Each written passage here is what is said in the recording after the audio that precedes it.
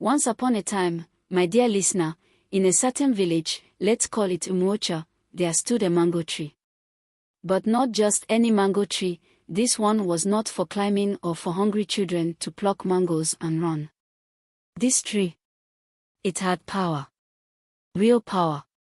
The kind that could change a person's life in the blink of an eye. But only once every 50 years. Yes, you heard me. Not every year, not every market day, 50 whole years. Before we go any further, make sure to subscribe. I share amazing stories, and you don't want to miss the next one. Now, let me tell you, when that time reached, the whole village would shake with excitement.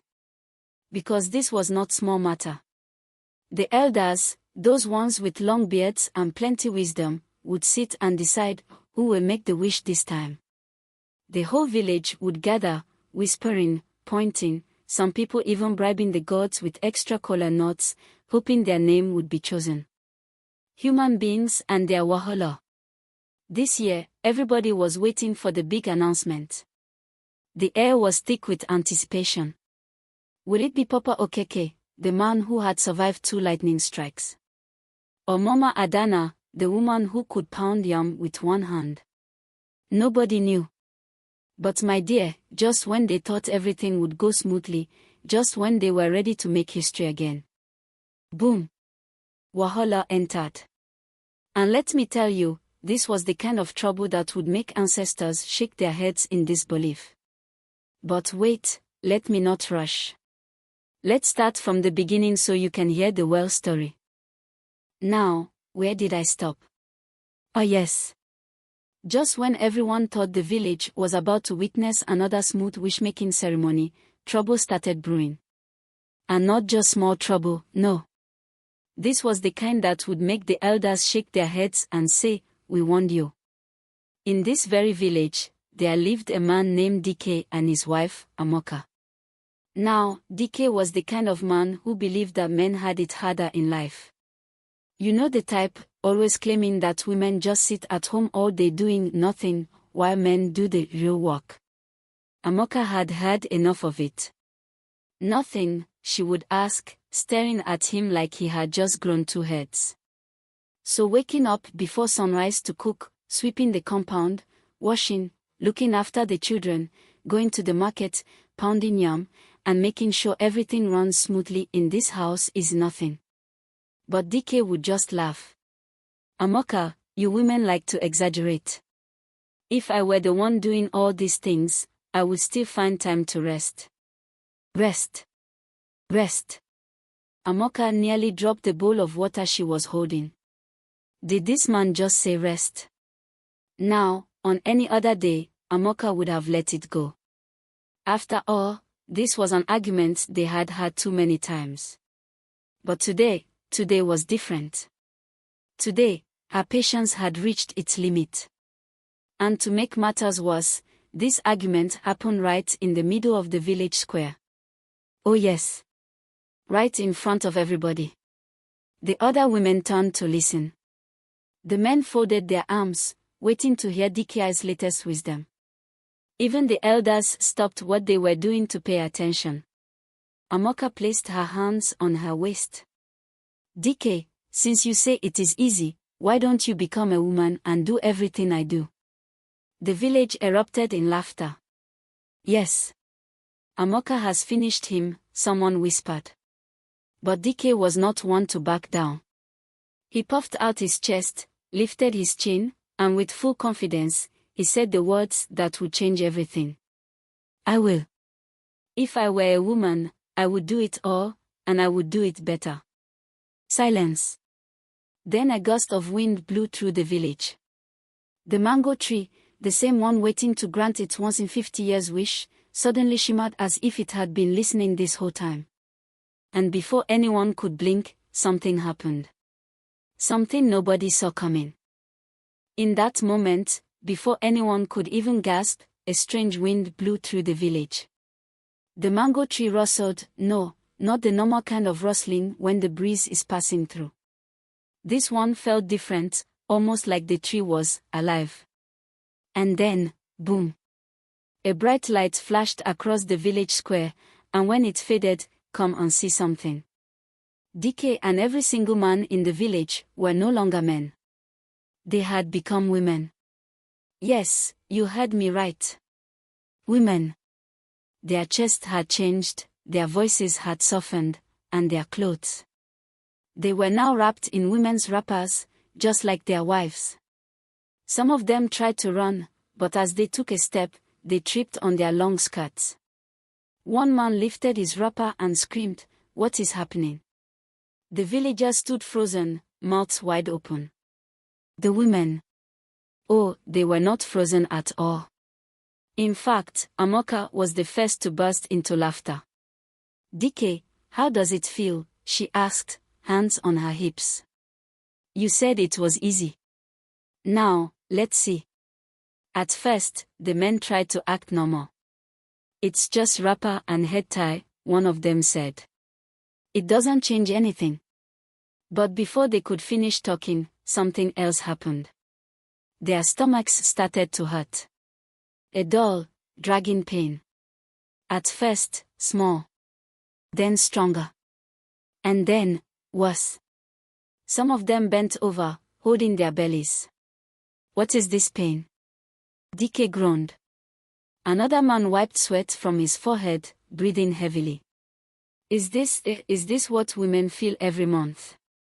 Before they could process that, another group started to feel something strange, heaviness, a tightness around their backs. They looked down and gasped. Their bellies were no longer flat. "No, my dear, they were pregnant."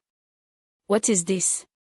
DK shouted, stumbling back, his hands flying to his swollen stomach. "How can I be pregnant?" The women clapped their hands and laughed. "You wanted to be a woman. Congratulations. You are now a full woman. Enjoy." The men were still trying to understand what had happened, but one thing was clear, this was only the beginning. At first, the men tried to act tough. "Is this all?" DK scoffed, tying his wrapper firmly around his waist. "This is nothing. Women just like to exaggerate." The other men nodded, standing tall in their new bodies.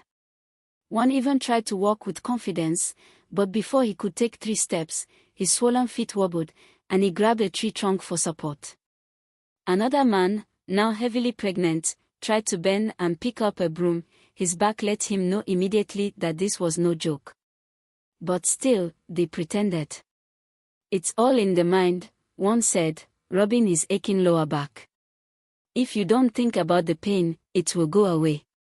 Oh, my dear listener, did the pain go away? No. It got worse. By the second day, the village was filled with strange sounds, groans, deep sighs, and cries in the night. DK woke up with sharp pains in his belly. "What is this now?" He groaned, holding his stomach. His back ached, his legs were swollen, and worst of all, he hadn't slept well because the baby inside him would not stop kicking. By the 3rd day, the complaints had started. "Uumuochaa, help me carry this water." DK called, struggling to lift a clay pot. But Uumuochaa simply folded her arms and raised an eyebrow. "No, my dear. You said it was easy, remember?" The other women laughed. "Yes, do it yourself. We have been doing it all this time, and elders say, only a fool dances in the rain and complains about getting wet. But these men, they have willingly put themselves in a difficult situation, therefore have no right to complain about the consequences." Cooking. It was no longer just stirring soup. After standing by the fire for hours, sweating and trying not to burn the food, one of the men burst into tears. "This is too much," he wailed. Caring for children. That was a different battle. More. A toddler screamed, clinging to DK's leg while another cried for food. "I just sat down." He groaned, nearly in tears. The children were everywhere, pulling, crying, climbing on him. "How do you people do this every day? And then came the worst part. The pain that arrived once a month, uninvited. The moment it hit, DK and the other men dropped to the ground, gripping their stomachs. "Oh!" one of them screamed. "It's like my stomach is squeezing itself." One man crawled into a ball, tears streaming down his face. "Somebody hold me. Somebody hold me." The elders, who had been watching all this time, sat in their meeting hut and chuckled. "Did we not warn them?" one of them said, shaking his head. "A stubborn fly follows the corpse into the grave." But the women, they were enjoying the show. One of them clapped her hands. "DK, you were talking big before, why are you crying now?" By the end of the first week, all the men were broken. DK, who once laughed at Uumuochaa struggles, now lay on the floor, exhausted. His wrapper was untied, his hair scattered, his face covered in dry tears. "Uumuochaa, my love, my beautiful, hard-working, powerful wife," he sobbed. "Forgive me. You are stronger than me. You are stronger than 10 of me." The women burst into laughter. The mighty DK has fallen. But the men weren't laughing anymore. They were ready to do anything, to go back to their original selves. But there was just one problem. The wish could not be undone.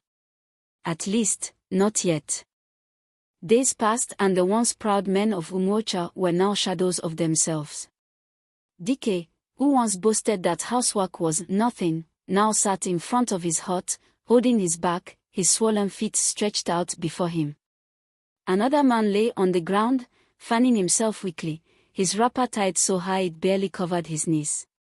One of them, who had tried to cook, now had burnt fingers and a pot of something that smelled like disappointment. The women, they were enjoying the show. Whenever one of the men groaned in pain, they would clap their hands and say, "Really? But you said it was easy." The suffering became too much. The men, one by one, swallowed their pride and marched to the elders' hut. The elders sat in a circle, chewing their kola nuts, their faces calm. These were men who had seen many things in their lifetime, but even they had to press their lips together to hide their amusement. DK knelt before them. His once bold voice was now quiet. "Great elders, we are suffering. Please, tell us how to undo this." One of the elders, a man whose beard was as white as the morning sky, slowly looked up. He sighed and tapped his staff on the ground. "Undo it," he repeated. "But is this not what you asked for?" No. "We didn't mean it," one of the men cried, holding his belly. "We didn't know it was like this." The elders looked at each other knowingly. Then the oldest among them, a man who had watched this village for nearly 100 years, leaned forward. His voice was deep, steady, unshaken. "A wish given by the mango tree is like an arrow that has left the bow. It does not turn back." A cold silence fell over the men. Their mouths hung open. Their hearts pounded. 50 years. They had to stay like this for 50 years. Some of them gasped. One nearly fainted. DK clutched his head. 50 years. Oh. We will not survive. The elders watched them quietly, letting their fear settle deep into their bones. Then, just when the men were about to lose all hope, the white-bearded elder cleared his throat. "There is one way," he said slowly. The men snapped their heads up, eyes wide. "Tell us." "We will do anything," DK begged. The elder leaned back, chewing his kola nut. He let the suspense linger in the air, watching as the desperate men hung onto his every word. Then, finally, he spoke. "The one who caused this must pass a great test." The men stood in the village square, their hearts pounding like the drums at a festival. Sweat dripped down their foreheads. Their eyes darted nervously to their wives, who stood before them, arms crossed, watching. This was the moment of truth. The elders had spoken. If they wanted to return to their original bodies, they had to do whatever their wives asked, no complaints, no shortcuts. And if they failed, if they dared to break their promises, the mango tree would make the transformation permanent. Forever. DK swallowed hard. He looked at Uumuochaa, his once lazy wife, and for the first time, he felt true fear. What was she going to ask him to do? Would she make him fetch endless buckets of water? Scrub every corner of the house? Or worse, carry firewood on his head while balancing a crying baby on his back? The possibilities were endless. Then, the first wife stepped forward. Her name was Nena, a woman known for her patience, but today, patience was not on the menu. She pointed straight at her husband, Obinna. Since you said cooking is easy, she said, her voice calm but firm, you will wake up before sunrise every morning, cook for the entire family, and make sure the food is perfect. Not salty, not bland. Perfect. Obinna gasped. Every morning, he stammered. Every morning, Nena repeated. And if you fail? She glanced at the mango tree. Well, you know what happens. Obinna's legs wobbled. He knew that cooking for one person was different from cooking for a whole family. The measuring, the timing, the endless stirring, it was a test of patience and skill. He nodded quickly, his throat dry. I will do it. Then, the second wife, Chioma, stepped forward. She was quiet, always watching, always listening. Her husband, Emeka, had once laughed when she told him fetching water was tiring. Tiring, he had scoffed. You just walk to the stream and come back. Chioma smiled now. Emeka, she said sweetly, your test is simple. Every evening, you will go to the stream, fetch water, and carry it back on your head. But, she paused. You must do it the way I do it. No stopping to rest. No spilling a drop. The crowd murmured. Everybody knew the stream was far. And carrying a full pot of water on the head. Without stopping. It was a challenge only the strongest could handle. Emeka's hands began to shake, but he nodded. He had no choice. Then, finally, Uumuochaa stepped forward. The crowd hushed. DK held his breath. This was the moment he had been dreading. Uumuochaa took her time.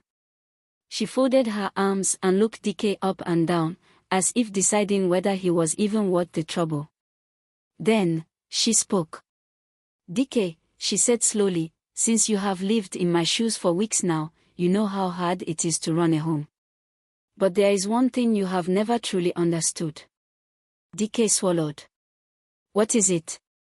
Uumuochaa tilted her head. You will take care of the children. Not for a day.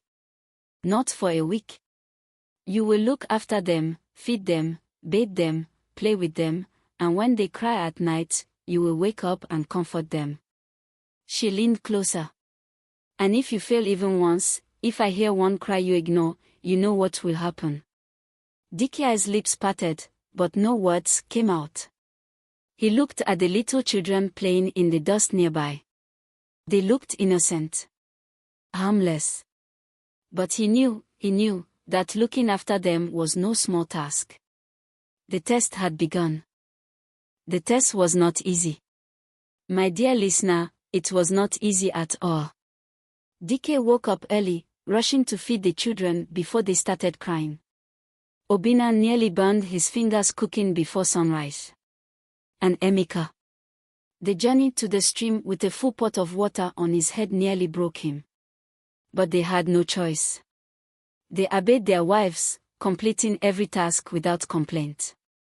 And when the final day came, when the last challenge was met, the mango tree rustled its great leaves. A golden light spread through the village, and before anyone could blink, boom. The men stood in the village square, looking at their hands, their feet, their faces. They were men again. The transformation had been reversed. For a moment, there was silence. Then, cheers. Clapping. Singing. The village erupted in celebration. Women ululated, children ran in circles, and even the elders nodded in satisfaction. But my dear, the greatest change was not in their bodies, it was in their hearts. Dike no longer called Uumuochaa lazy. He no longer boasted about how easy her work was. In fact, from that day on, whenever Uumuochaa carried a heavy load, Dike was the first to grab it from her hands. Whenever she was cooking, he offered to help. And at night, when the baby cried, oh, Dike did not pretend to be asleep. No, my dear, he got up. As for the other men, they, too, were forever changed. They spoke to their wives with respect, helped without being asked, and understood, truly understood, the strength of a woman. And so, the story of the mango tree's lesson was told from generation to generation, ensuring that no man in the village ever underestimated the power and sacrifice of a woman again. And that, my friends, is where we draw our curtain today. But before you go, tell me, who was your favorite character? Was it Dike, who learned the hard way? Was it Uumuochaa, who stood her ground? Or maybe one of the other women who made sure their husbands truly understood? Tell me, I would like to hear your thought. Thank you, amazing listeners. I just want to take a moment to appreciate every single one of you who has commented on my stories. Your words, reactions, and thoughts mean so much, and they make storytelling even more exciting. To make things even better, I'll be giving special shout-outs to the best comments in my upcoming stories. So make sure to subscribe, drop your best comments, and you just might hear your name in the next tale. Keep the love coming, and let's enjoy more unforgettable stories together.